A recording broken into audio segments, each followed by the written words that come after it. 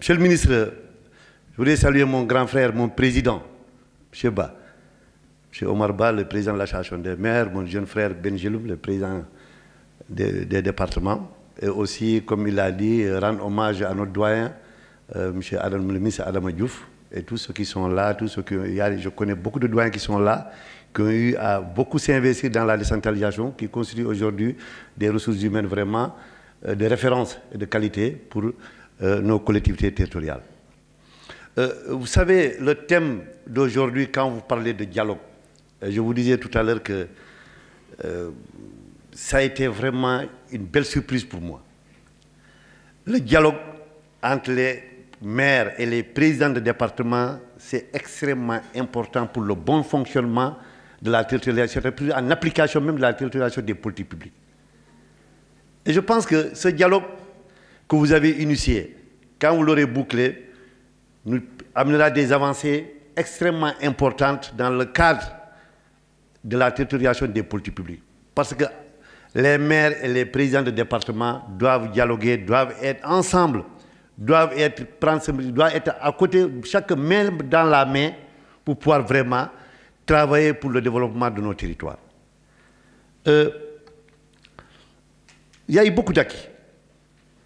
L'agence de l'état civil, le décret pour l'intercom, la fonction publique territoriale, et je félicite mon jeune frère, le maire de Gaïa. Mais monsieur le ministre, au-delà de ces avancées, parce que je disais l'autre jour à quelqu'un, avoir le président Macky Sall, ça a été une chance pour le Sénégal. Et contrairement à ce que les gens pensent, il a bâti un État.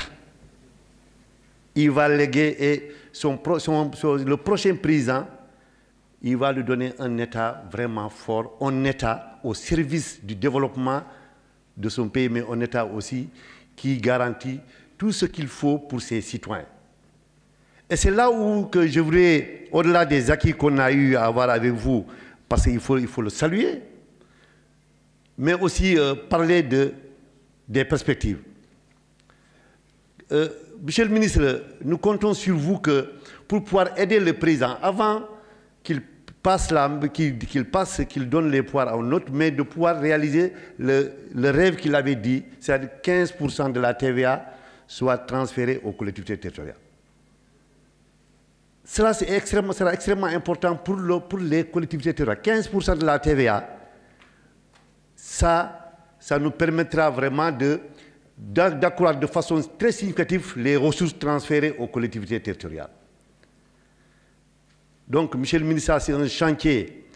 Au-delà de ce qui a été dit, je félicite le président Omar Ba de tous ses acquis, mais il faut encore davantage rendre vraiment autonome, mais si rendre aussi vraiment donner beaucoup plus de ressources aux collectivités territoriales, parce que nous avons vu quand chaque village, chaque territoire est développé, c'est le Sénégal vraiment qui est développé. Et quelqu'un me disait l'autre jour qu'il ne va plus envoyer ses enfants à l'extérieur parce que les Sénégal, Allah amoutoul. Il a raison, parce qu'il dit que chez lui, il va amener ses enfants cette année chez lui, dans son village, parce que dans ce village, il y a l'électricité, il y a l'eau, et à partir de ce village, tu captes toutes les chaînes du monde. Il y a le réseau. Donc, Allah amoutoul. Et cela est extrêmement important. Monsieur le ministre, moi je voudrais aussi parler, parce que j'ai eu à assister dans des rencontres où les gens parlent de redevabilité des exécutifs.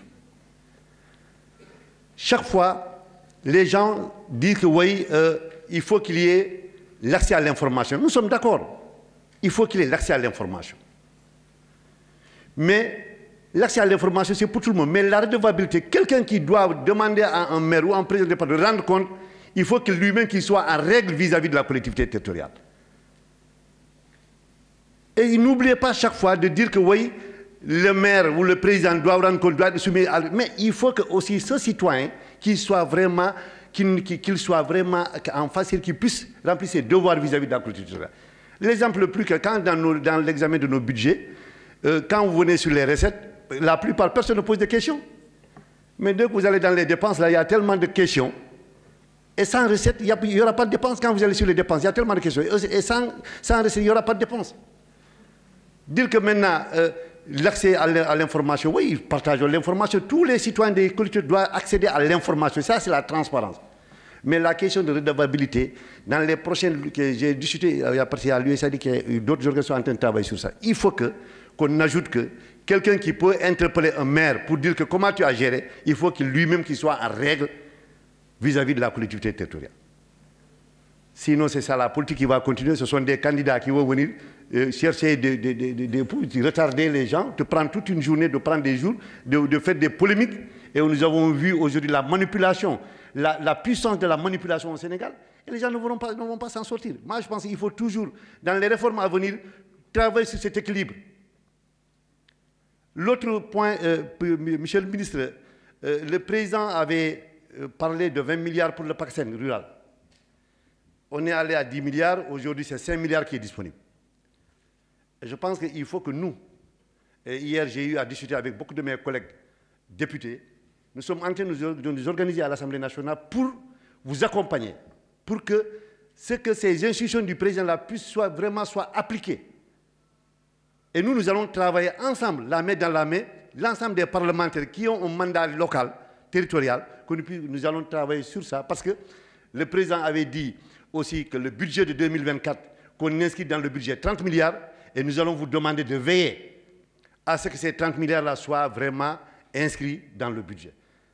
Sinon, ça risque d'amener quelques détails sur le prochain vraiment examen du budget du ministère des collectivités territoriales. Dans l'arbitrage que vous ferez avec le ministre des Finances, et nous, ce que nous souhaitons, nous allons saisir le ministre des Finances, nous allons vous rencontrer et nous allons saisir le ministre des Finances pour le rencontrer avant, pour que ces institutions-là soient vraiment inscrites dans le budget du ministère des collectivités territoriales.